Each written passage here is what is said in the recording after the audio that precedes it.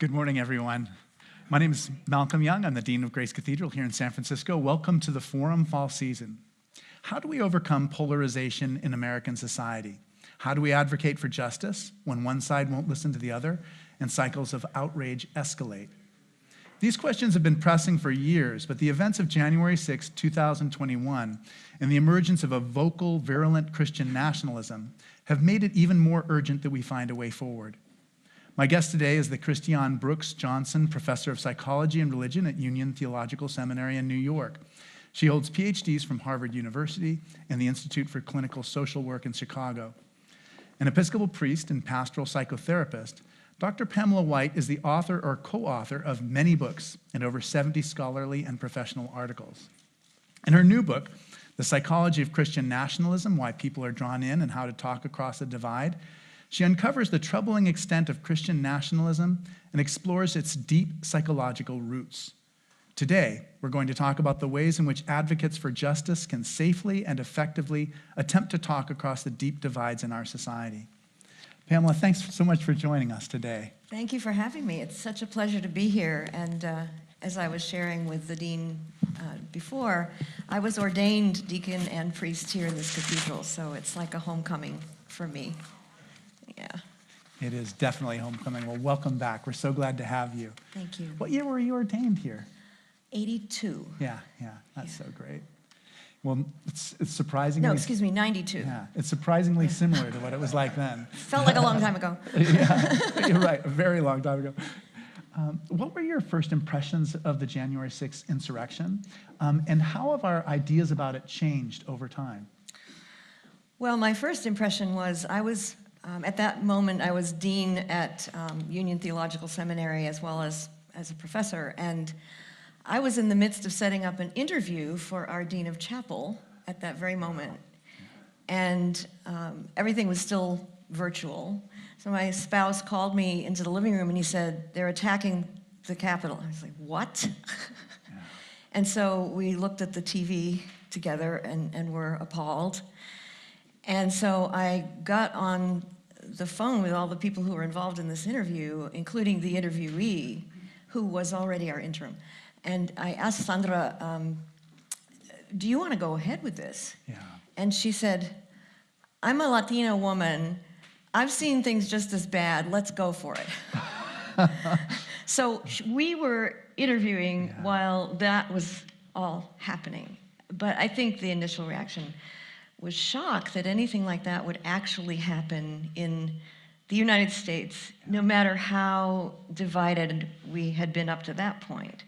But it did hammer home for me, and I think increasingly over the years, how the right-wing white supremacist movement, within which on January 6th, the Christian nationalists were embedded within the mob. They were not necessarily the spearhead of the mob, but they were embedded in the mob. And to think that people we consider to be good people who are churchgoers, or at least say they believe in Jesus, would partake in something like that. And but it also reveals the extent of violence that the whole Christian nationalist and white nationalist movement is capable of.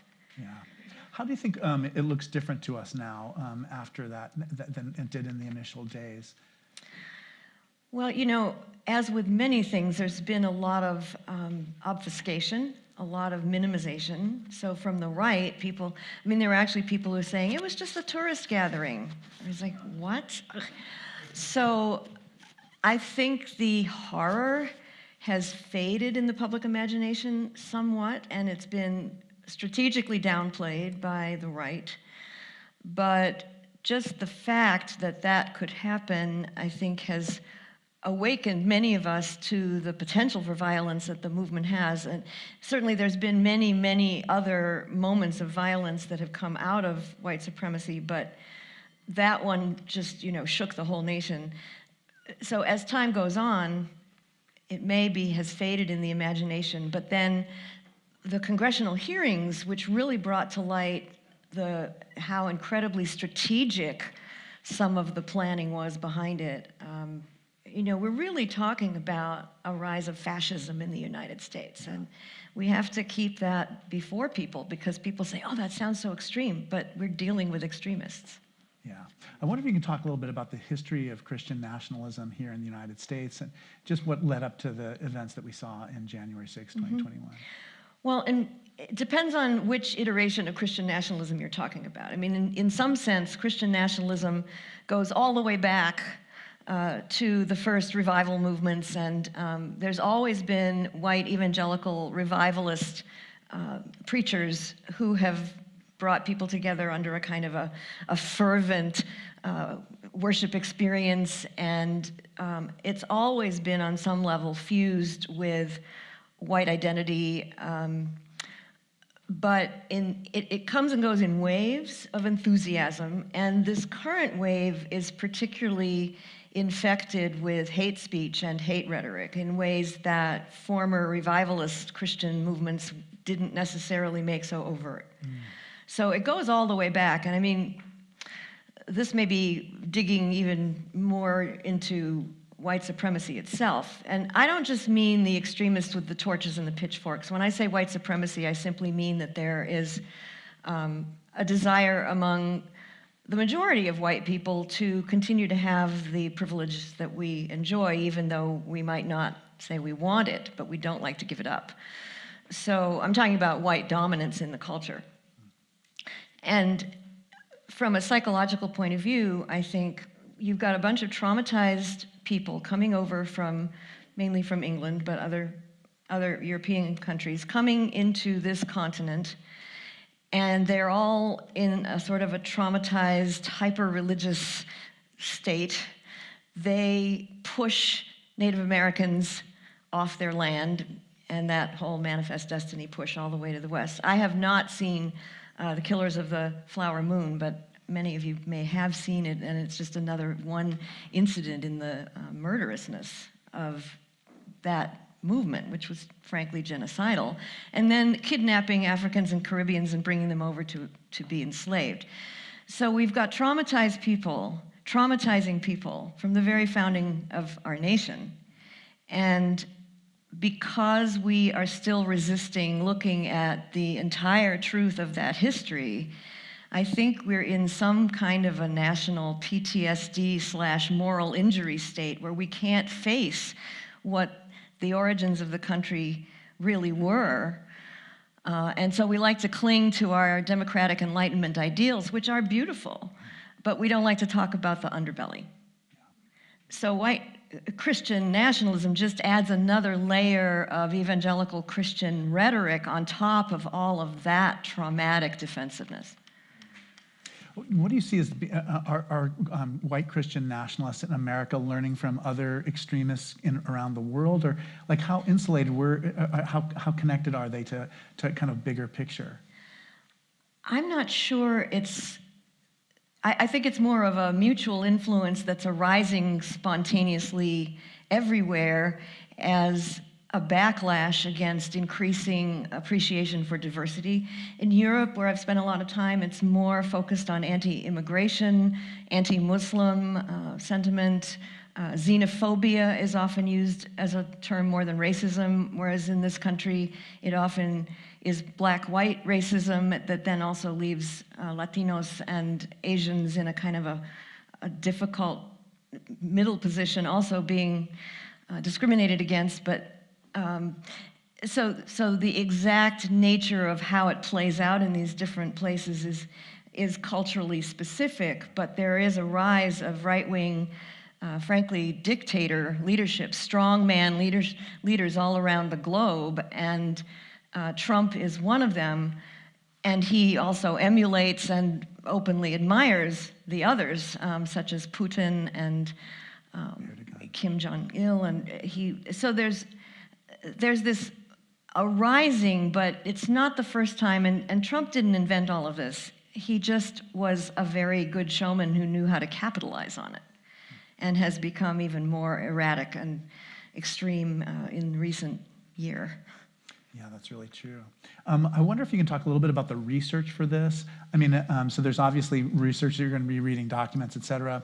But I wonder if you can talk about, any personal experiences, if you like being in a rally, or those kinds of things. Like, what does it feel like for someone to be, at a Donald Trump rally or something like that? Yeah.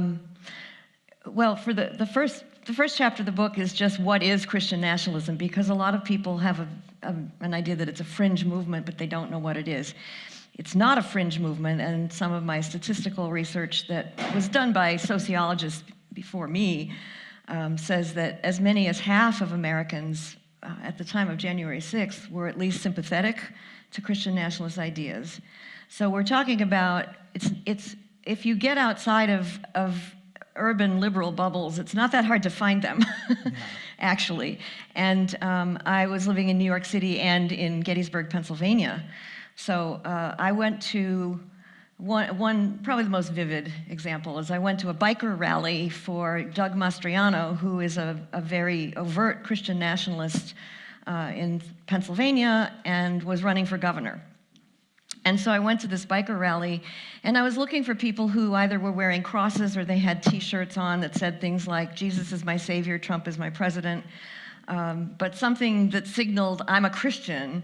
And I went around and I was talking to folks about that. And I asked a question, how do you, to sort of get a soft entry, I said, how do you see patriotism and faith as being related? And so many of them said, oh, it's a no-brainer. But to be surrounded by people who, how did it feel, fervently, rallying for everything that, as a priest and as a citizen, I find actually personally reprehensible, it kind of takes your breath away. And at the same rally, my husband was doing reporting for the Gettysburg Times, one of the last great dailies in the United States. And they wouldn't let him talk to Doug Mastriano because they knew who he was. Right. And they said, this is just an event for fellowship and prayer. We don't want to talk to a reporter. Fellowship and prayer. Oh my gosh.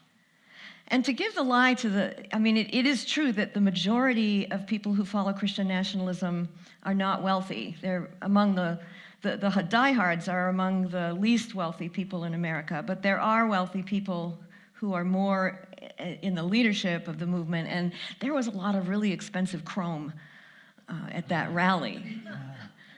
So. Yeah, right. I just didn't even think about what the demographics of that group are, but if it's so huge, then of course it's going to include all different kinds of people. Yeah. Well, and I make a distinction between the sort of rank and file Christian nationalists who are basically, I think for understandable reasons, and this is part of what my book is about too, is you don't have to agree with people to try to empathize with where they're coming from and why they might have adopted some of these views. The rank and file, I think, actually have been exploited by rhetoric that taps into their economic resentment and the anti-elitism that is also a long strand in American history. But the leaders are something else, and we're talking about very, very wealthy people like the owners of Hobby Lobby, who actually have made cynical alliances with right-wing political operatives, and they're the ones who actually run the movement. And then there's a whole swath of people who feel enlivened by people who say, we want to change things for you, when actually they really don't.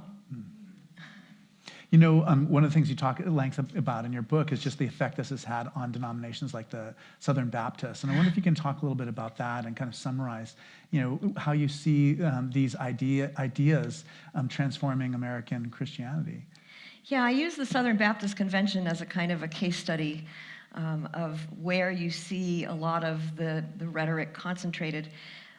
Somewhere around 88% of Christian nationalists identify as evangelical Christians, and among evangelical Christians, around 85% agree with Christian nationalism. So either way you slice it, there's a big overlap between very, very conservative evangelical and fundamentalist churches and Christian nationalist rhetoric. The Southern Baptist Convention is completely awash in Christian nationalism.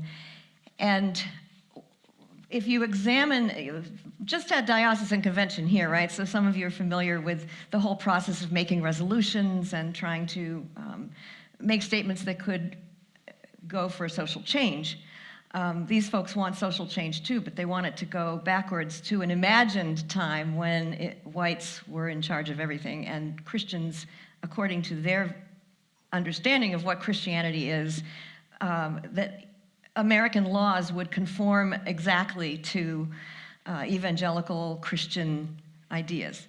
So the Southern Baptist Convention, if you look at their resolutions over many years, in the last couple of decades, they've kind of waffled and gone back and forth around making statements, apologizing for racism, and then going back and saying, oh, well, you know, not really. Let's elect a vice president of convention who's African American. That'll prove we're not racist. And then on top of that, waffling back and forth around statements about racism and complicity, especially as Southerners, the revelations about the scandals of sexual misconduct and sexual abuse within the Southern Baptist Church by ministers against their congregations, and the ways in which that was consistently covered up over and over and over and minimized and denied, and that is still going on to the point where a number of black pastors and a number of pastors who are unhappy about what's happened with the sexual abuse, the handling of the sexual misconduct, have left. So they've lost membership, but they've actually gained in the number of congregations. They're still the largest Christian denomination in the United States. Yeah, thank you very much. You know, one of my favorite things about the book is I like that you don't just present us with a problem, but you present some suggestions about how to talk to people who have different viewpoints from us. And as you say, it's like such a widespread phenomenon. We all know people who are Christian nationalists, and I appreciate you talking about just how to talk to people who differ from you. What advice would you have, just to kind of summarize for our audience? How do you approach somebody who is really from that other side of the divide? Right, and how many of you have a family member or a coworker or a friend or someone you know who you would say tilts toward Christian nationalism? Yeah, there you go. Lots of people. Well, I do I call a triage approach, which is, and I have this kind of hokey little heuristic in there of red light, yellow light, green light. So I by no means think that you can have a fruitful conversation with every single person who has gone down the rabbit hole. If they've really embraced the nth degree of conspiracy theories, 1 in 5 Christian nationalists also agree with QAnon. Probably that's not going to be a fruitful conversation, and especially if you feel like to continue in such a conversation would be actually against your own integrity, because it feels like you're engaging with hate speech and you don't want to step away from that, or you feel like you're going to be subjected to micro or macro aggressions. Don't do it. But I am a therapist and I do believe in talk, and so I think if there's a yellow light, the first thing is there has to be a relationship there first, where there already is maybe some rapport and trust established along other lines in the relationship. And so relationship building comes first and foremost. And that also requires respect and a willingness to listen. So argumentation will not work, period. I don't care if you were the best, debate team captain in your high school back when. Don't do that. Because basically, people who have already been convinced of any idea, if you try to correct them or heal them, who would like that? It feels very condescending. So listen more than you talk, and try to understand where they're coming from. Just because you have empathy for why they might have come to these points of view doesn't mean that you have to hate them, but you can have empathy for them without agreeing with them. So empathy doesn't necessarily mean agreement, but it does mean that you're willing to hear them out and to listen to why did they come to this point of view, and what was so compelling, and what it is about their life that has hooked them in this way. And then there might be a green light if that conversation continues to go well. But also, then you use your best, active listening skills. And a lot of the book has a lot of details that come from my training as a therapist and teaching pastoral care. It's the same kind of listening. And then you may venture an I statement about what you believe without saying, but you're wrong. And I don't think people always say that. Yeah. Don't do that. Right, don't do that, because I'm a great believer in planting seeds. I don't think that you're going to have an argument with somebody and you're going to so win them over in that moment that they're going to go, Eureka, I'm no longer a Christian nationalist, which they probably didn't call themselves anyway. It's not going to go that way. But if you plant seeds by being in a civil conversation with them, in a good relationship, and I also believe that all of us share certain values. It's just that, as Jonathan Haidt, a psychologist, has talked about, Republicans tend to lean into values such as loyalty and authority. Democrats tend to lean into values such as fairness and care.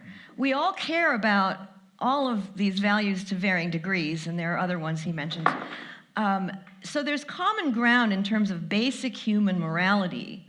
And so to try to find places of agreement where you can stand on that, and then agree to disagree about the things that you can't in that moment, I think by modeling civil, respectful, empathic conversation might plant a seed to say, she doesn't have two horns and a tail. Maybe she's actually got something I should think about.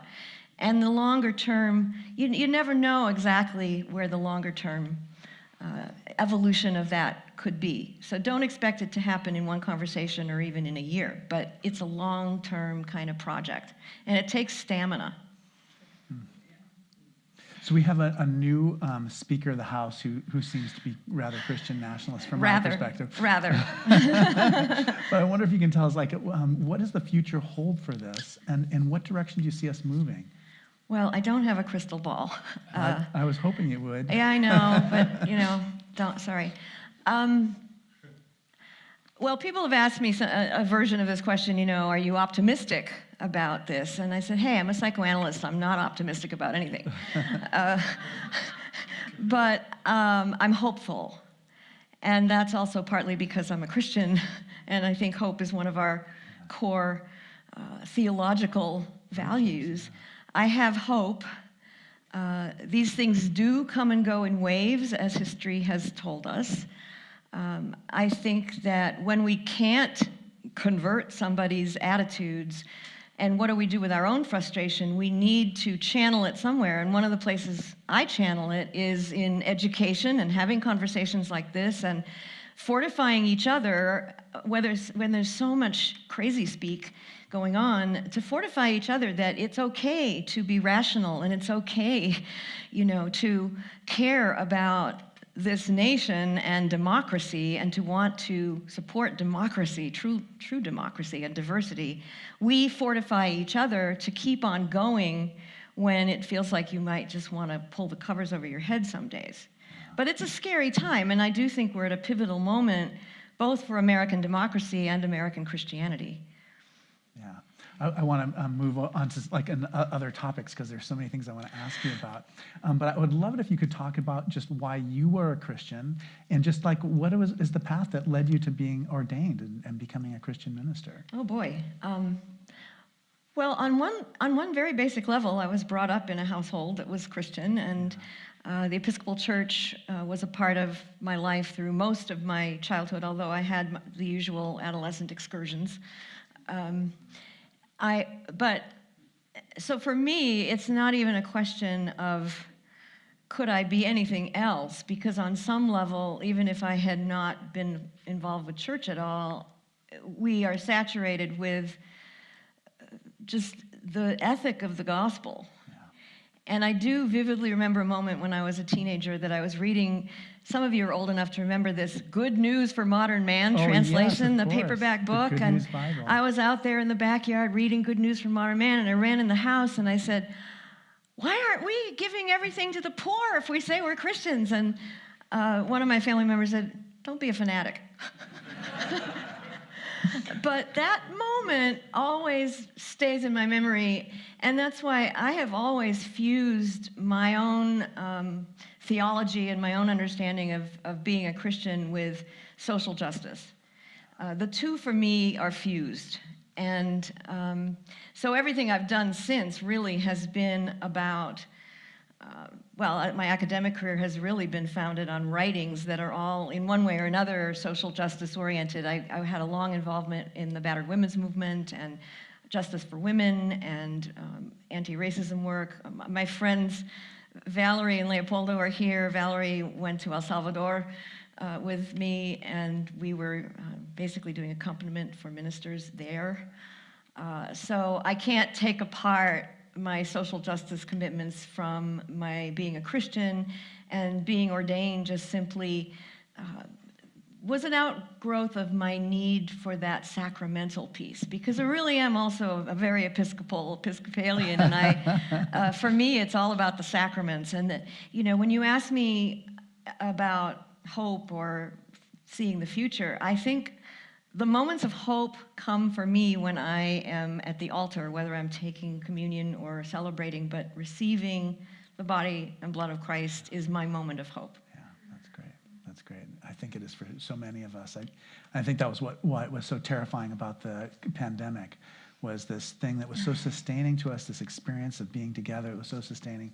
To have that taken away with everything else was very hard for us. Yes. I think it's a particular trauma that Christians have that we haven't really talked very much about.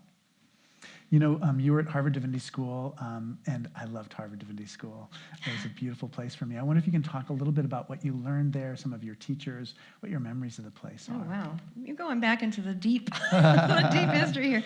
Well, I think it certainly reinforced my social justice commitments. And I had already I was a music major as an undergrad and had gone to Harvard first for a PhD in musicology. Yeah. And I was serving a church as an organist choir director, actually a United Church of Christ church, UCC. Yeah. And that was really where my call to ministry bubbled up, because I was increasingly being drawn into ministry with people beyond just doing the music, which is in itself a wonderful thing. So I went to divinity school while I was already at Harvard, and was running back and forth between the music department and the divinity I could just school. imagine, like behind Langdale Library, across literally Oxford running. Street and back. Yeah, so Harvard Divinity School at the time, many of my classmates were not going into ordained ministry. Many of them were there for lots of different reasons, but to seek a deeper understanding of their own relationship with the divine, or to understand how they could put theology together with whatever profession they had. There were mostly Unitarian and UCC people preparing for ministry, as I was. But I would say the thrust there, and I think this is still true, was academic and social justice oriented as much or more so as formation, the way we might think of formation for the priesthood in an Episcopal or a denominational seminary. Yeah. So it kind of just continued the same trajectory for me, that was the emphasis. And in my last gig before retirement at Union Theological Seminary, very, very similar environment. Oh, that's interesting. That many of our students are not going for ordained ministry, but they are there for lots of different reasons. But social justice is the glue that brings all of the students and the faculty together at Union, and that's its long history. Yeah. You were there, women hadn't been ordained very long. The first tenured professor at Harvard Divinity School, who was a woman, was still there. I wonder if you can talk about your experience just about women in religion, that the study of women in religion, and prominent scholars who were there. Yeah. Well, actually, I got ordained in the United Church of Christ first. Right. For that very reason, Yeah. I kind of looked over my shoulder at the Episcopal Church because I had been confirmed Episcopal, but it didn't look like a very happy road. Yeah. And the UCC was very dedicated also to justice and peace work. The thing is, what I discovered is that in the UCC and in many denominations that have a more purely congregational polity, that the national church can make all kinds of wonderful pronouncements, but the local church decides, and that actually there was a very tough glass ceiling for women in many places. And so I got a little bit disillusioned about, I chose the social justice church. And in the meantime, I was at the Cowley Fathers in Cambridge, Massachusetts on retreat, and just yearning to get back to the sacraments. And so I wended my way back to the Episcopal Church and got ordained. So that's why I said 82. I was ordained in 84 in the UCC, and then in 92 I came here as a deacon and priest. And that's home for me. In the middle of that whole span of time, I was very much involved with feminist theology, and that got sparked at Harvard Divinity for sure. I believe Margaret Miles was there at that time, Sharon Parks, Connie. Connie Atkinson. Connie Atkinson. Gosh, she was amazing. Yeah, and actually we were reading a lot of books that were written by people at Union. Oh, right. There was kind of this Union Harvard thing going on. But yeah, I ended up doing a lot of work in battered women's organizations right out of the gate after I graduated. So that for years was my kind of social justice commitment. Yeah. And then I was working here in San Francisco with a partnership ministry of churches, a coalition of UCC churches that had its primary mission was to do work with refugees, and that's what got me into the work around El Salvador and sanctuary movement and all of that. Yeah. You know, I've long admired the work that you've done on behalf of women and their safety. What can we as a society do? What would be the best step forward to make there be less violence against women? That's a big question. Yeah. Well, you know, like I'm also very psychoanalytically oriented, and you know, one of the things I think we have to address is masculinism, and I don't just mean patriarchy in the sense of men being in charge, although that is one of the tenets of Christian nationalism is the headship of men over their families and over government and the home. Certainly that doesn't help things one bit, but I think we also have to confront the more subtle ways in which being masculine is still something that's valued, especially for men in this society, and until we address the root causes of why are many men so insecure that they need to puff themselves up and be, if not violent, at least schooled in how to be kind of aggressive. Yeah. And that is, you know, going back to the dawn of time, I think there's been issues between men and women and the fear of women among men, talking psychoanalytically now, but how do we, I mean, it's kind of the same thing as how do you tackle racism? How do you get at the psychological underpinnings that are so reinforced by society and by culture to allow people to have the freedom to be who they are in all of their aspects, gentle, tender, at times assertive, I don't mean aggressive, but using aggression for good purposes? How do we all do that? Yeah. And I think some of the younger people who are finding themselves to be non-binary are in that way, are trying to address that question. I'm not saying all of us should now go out and be non-binary, but I think there is a movement among younger people to try to break down the binary of, you know, masculinity and femininity and look at ways in which we can all be more of everything. Yeah, I really appreciate that about younger people. I feel like it's something that older people have to learn from them, the language, the way of being. I'm really grateful for them for that. I mean, we just didn't have that quite in the 1970s. No, we didn't. You know, you've been involved in so many seminaries in so many different ways, and you know, Church Divinity School of the Pacific is undergoing some very major changes. There's not going to be an in-person component of it in the future. I wonder if you can talk a little bit about just what it's like to teach in seminaries and just what direction we're moving as you see it from your experience.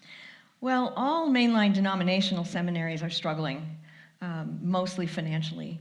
but also for enrollment. And part of that is because a lot of younger people are saying, I want to understand my spirituality. I want to understand, I want to deepen my relationship with what I see as the sacred, the divine, but I'm not sure I want to get involved in the institutional church, which in so many contexts seems male, pale, and stale. And where I think that some of the most vibrant, continuing church energy is within the Black church, which also aligns its theology with political action, but for exactly the opposite of all of the things that Christian nationalism represents. It's for social justice and for community building and for the kinds of things that we would want to support. But by and large, especially the mainline Protestant liberal seminaries are reflecting the decline of populations of the churches. Yeah. And so every seminary I know is struggling to figure out strategies to stay alive and to continue to do their mission. And many of them are merging with other institutions in order to continue to do that. So CDSP is an example because they got bought by Wall Street, Trinity's Church Wall Street. Right. Trinity has its own very strong feeling about theological education for people in parts of the world where liberal theology needs to exist. So there is a synergy there. But merger has been one of the strategies for a lot of seminaries to keep going. At Union and at a few other places like Claremont, we have also looked at being much more involved in interreligious engagement and commitment. And so Union now has a Buddhist studies track, an Islam studies track, and also our chaplaincy concentration has grown. Buddhism and chaplaincy are the two concentrations that have grown the most because you don't anymore need to be ordained in a tradition to be a chaplain. You do need to be certified, but you don't need to be ordained. And so we have many students who are either not Christian, not affiliated with any religious tradition, or they're affiliated with other religious traditions. And I'd say 40% probably of Union's student body now is not Christian or not going for, and a smaller percentage of that are not going for ordination. They want to be connected to a spiritual community. They want to have a place to make a difference, but they're not sure anymore that the institutional church is where they're going to be able to do that. Right. Yeah, I see that. Your music has been such a big part of your life. You sang with the San Francisco Opera on occasion. I wonder if you can talk a little bit about just how music informs your faith or connections between faith and music. People assume that, I guess about me, that somehow the music is like my core inspiration or everything. It's not necessarily, but I think because I was a voice major, and so anybody who's involved with singing professionally gets involved with the church, whether they're faith. Yep. I lost my Madonna thingy. We can still hear you. Being a voice major also meant being involved with choral music, and also meant that everybody got a church job. And whether you were a person who was committed to church or not, you got a church job.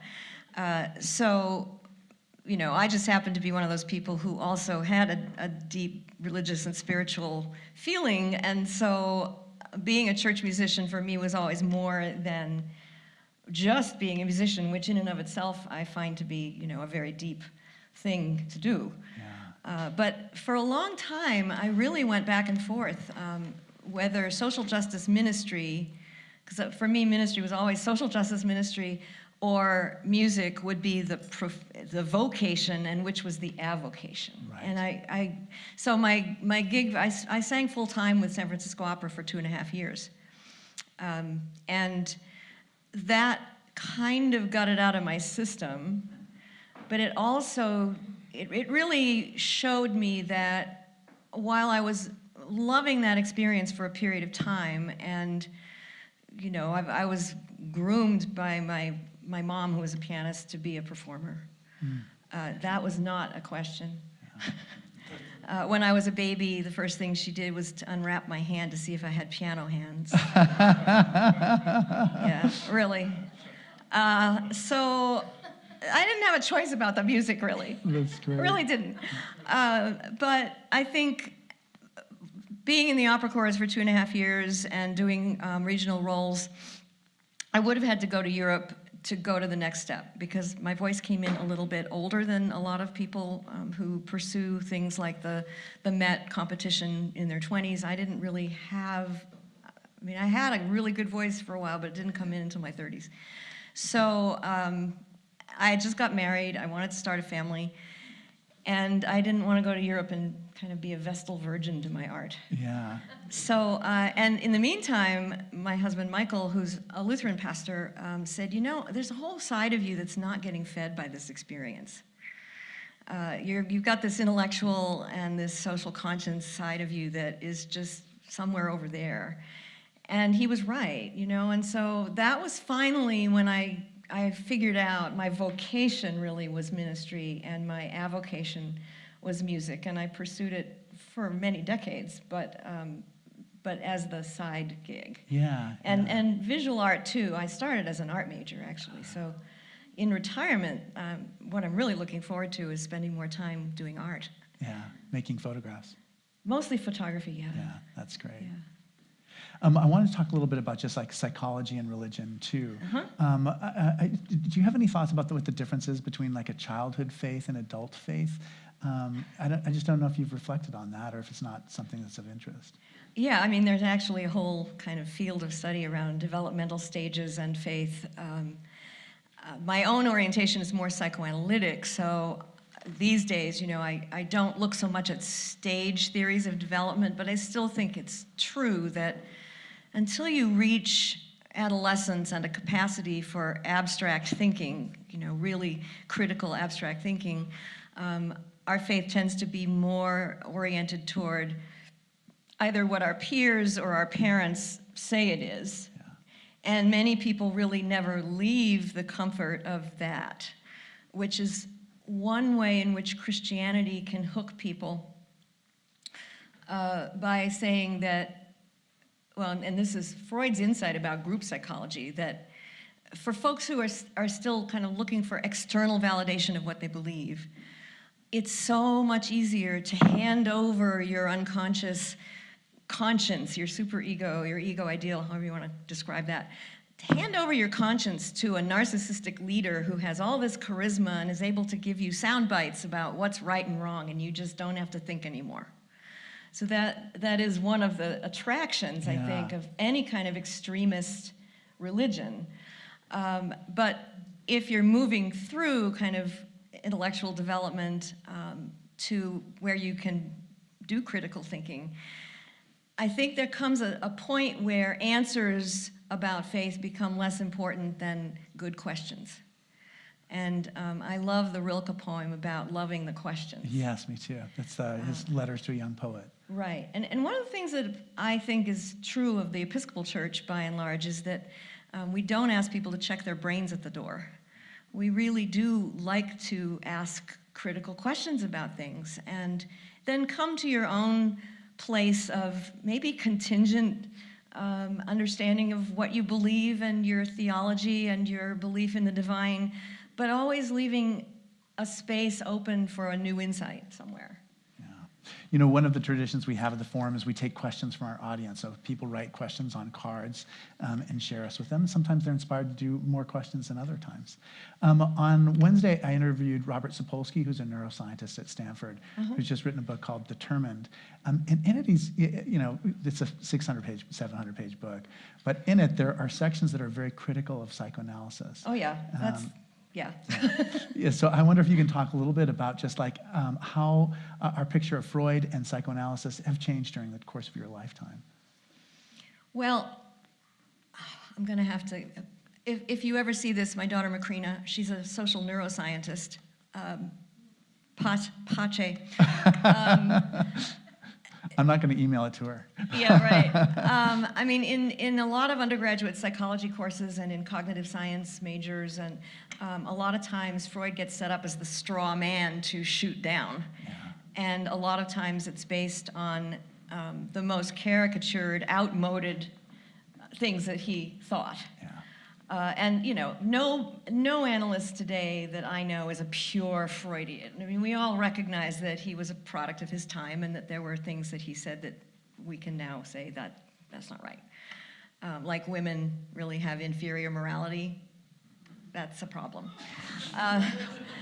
But the basic insight, that we all have an unconscious, whether we like it or not, whether we want to think about it or not. And the through line in all of the different branches of psychoanalysis is that there's more going on under the surface than there is that meets the eye. Yeah. And in my own psychoanalytic branch is called relational psychoanalysis, which many relational analysts also think that we are more multiple than we think we are, and that different contexts bring out different parts of ourselves to the fore. And so we're very complex. And so that's where, for me, I think I can put together being a person of faith with being a psychoanalytic thinker, even though Freud's atheism is kind of like a big bright light in the middle there. But he was atheistic because of the context he was in, where a very repressive Catholic Church that was tied to the Habsburg monarchy was frankly anti-Semitic and became more anti-Semitic over time. And the things that he said about religion, primarily against Christianity, were based on that experience of growing anti-Semitism. Why would he think religion was a good idea? But there are other ways of thinking about religion that he did not have accessible to him. So, and he became more rigid about it as he became more disillusioned about human nature in general. Yeah. So he was deeply pessimistic and deeply traumatized by a lot of the things that happened in World War I and then the Holocaust. So I think we have to take all of that into consideration. But I think you can think deeply about the ways in which human beings are complex and that we're driven by unconscious motivations, and still believe that there is something holy in the universe that is urging us toward the good. Yeah, and I think there's talk can be very healing, and I think that's something that Robert Sapolsky may not have completely understand too. That there is a way that we are not just healed by drugs and medicine, but by our relationships and the conversations we have. Yeah, and I don't know him personally, but I think the scientific method, urges people to disregard anything that looks like pure intuition. Great. And these days, with the COVID crisis and everything, I wish people would pay more attention to science than some of them want to do. Yeah. But I don't think science and religion are enemies. I think they are mutually enhancing. I agree completely. We have so many questions. Oh my goodness. I know, it's a stack of them. I love this. How long do we have? I know, really. Yeah, we've got to stop right when you're done because you've got to get ready to preach. Is there a role women can take to after this to alter this pernicious situation? Is there a role women can take to alter this pernicious situation? I mean, there's a slight majority of women in the Christian nationalist movement. So I'm not an essentialist when it comes to the idea that, women are more nurturing and more caring and more loving, and if we could all be like women, we'd all be better. I think we've learned that there are women who do not fit that description. And some women who, Nancy Pelosi is a great example, who are really warriors for what I think of as the good. So it's not as simple, I think, as saying somehow women have the edge over men in terms of some innate capacity for relationality. But I do think women are socialized in ways that make us more sensitive to relationality. So to me, the issue isn't so much what can women do, but how can all of us become more sensitive to the ways in which we can promote both justice, but also empathy and peace and good ways of communicating. Our society right now has the rhetoric of American society has devolved into such a coarse, aggressive rhetoric. And I think both women and men need to model a different way of communicating. Yeah, thank you. There have been so many cases of populism and radicalism in the past in American history. Is the current situation different or more threatening? I think it may be different in the level of access to violent means. You know, I'm very, very concerned about how America now is awash in guns. Not that certain parts of America always weren't gun cultures, but there's been a real shift, and I'm speaking from my experience in central Pennsylvania, but in the recent horror in Maine, you know, these are hunting cultures where gun ownership was considered a part of life, even subsistence for many people. But people own guns now more so for protection, as they see it, than they do for things like hunting. Yeah. And the protection piece is this kind of paranoia that has crept into the right politics in America, that the only way to protect yourself is to be more aggressive than the other person and to have bigger and better weapons than the other person. And we can see, you know, what this is resulting in terms of mass shootings in this country are completely out of control. And my European friends are saying, God, aren't you afraid to live there? And, you know, they really believe that we live in an unsafe country because of the infatuation with guns. And guess what? Evangelical Christians have statistically the most guns of any religious group in the United States, and Black Christians are the least. So there's a connection there between, I talk about it, the Outback restaurant motto, no rules, just rights, has become a kind of a Second Amendment slogan for people, and that scares me to death. Yeah. Here's another question. How do you see our government's legislative priorities evolving with a House Speaker who identifies as an evangelical with Christian nationalist leanings? Also, how will the future of democracy and its foundations be affected by the prominence of Christian nationalism? I mean, on some level, when I say read the book, there's so much to say about that. I do really worry. I do think the Republican Party has become captive to an extremist right that may not even be the majority of Republicans, but for some reason more moderate Republicans feel like they can't say anything because they don't want to alienate the base. I do think that, I'll come right out and say, I think Trump is a pernicious, malignantly narcissistic leader who has captivated the imagination of so many people that until he is off the scene, we're going to be in trouble. He didn't invent it, but he certainly amplified it. And I don't know, you know, I told him I'm thinking about the condo in Vancouver that we're going to have to get. My hopefulness has to do with get involved. You know, if you're not a part of that, get involved politically. Run for office. Would you please go run for office locally someplace? Write op-eds. Get out there, because especially as Christians, I think people who really are not so familiar with Christianity or with faith, we're all painted by the same brush, and these days that brush is right-wing evangelical Christianity. That's not who we are, and so progressive Christians need to be more visible in public spaces and in op-eds and other places where you can say, Jesus taught a different way. Jesus taught a very different way, and we need to get that message out there. Because one thing I did observe in looking at a lot of televangelist sermons and things like that is that Christian nationalist preachers tend to jump from a wrathful God in the Hebrew Bible directly to a wrathful Jesus coming again to avenge the world in the second coming, and they sort of skip over the gospel and all the things in the Hebrew Bible about justice. They sort of skip over all of that, and so the Jesus of healing and love and justice, they just don't talk about those things because they're so intent on fighting Satan and bringing about the second coming where Christians will rule the world. And that's a very distorted view of the Bible. Yeah. Is abortion a social justice issue? If so, how do you talk across the aisle to those who are misinformed or non-believers in abortion? Non-believers in abortion. I think that's not the important part. I think the important part is abortionists.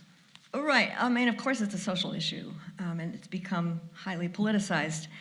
I prefer to think in terms of reproductive rights rather than abortion or not abortion, because, and even to try to come to some sort of compromise legislation around, is it 15 weeks, is it 20 weeks, what is it, or is it never? You need to look at all of the many variations of the ways in which people can become pregnant, things can go wrong in pregnancies, the lack of support for pregnant people in the wider society that doesn't allow people to have viable choices. As long as we don't address the many, many complex variations in the ways in which reproductive justice or injustice takes place, then it gets, the issue gets polarized and concretized in ways that people try to quantify. Up to this line, it's not okay. After this line, it's okay up to here. It's not okay after there. Human beings are not that simple. Yeah. Human bodies are not that simple. So I think we have to think more in terms of reproductive justice and all of the larger societal context that supports people who want to have babies in ways that our society presently does not. Not to mention all of the racial injustices and racial disparities in healthcare in general. Yeah. All right. Mike Pence seems to be the latest victim of the Trump virus. I have little or no optimism that Christian nationalism is anywhere near its maximum and ready to begin to decline. Am I missing something? I don't think you're missing anything. I think it has a way further to go before it will peak. And I mean, some sociologists think that it won't peak until there is something that is so violently catastrophic that happens that people just go, oh my God. I don't know. I mean, I hope that's not the case, but no, I don't think it's had its peak yet. How does just war theory contribute to Christian nationalism? I actually think it's not part of Christian nationalism. I mean, just war theory, going back to Augustine, basically says that there are rules to ethical combat. Now, a pacifist says just war theory is bunk. There's no such thing as just war. So there is that position as well. But if you're not a pure pacifist and you think sometimes war is necessary in order to preserve, ultimately, to preserve peace or to restore peace, just war theory says there are ways that you do it that cause the least harm to civilians and observe human rights within, for example, taking prisoners of war rather than just outright murdering anybody that you see. I don't think Christian nationalists think about just war theory very much because well, there's a subset of Christian nationalists, a rather large overlap of people called dominionists or reconstructionists who really believe that it's their job to bring about the second coming and that we are in a war with Satan now.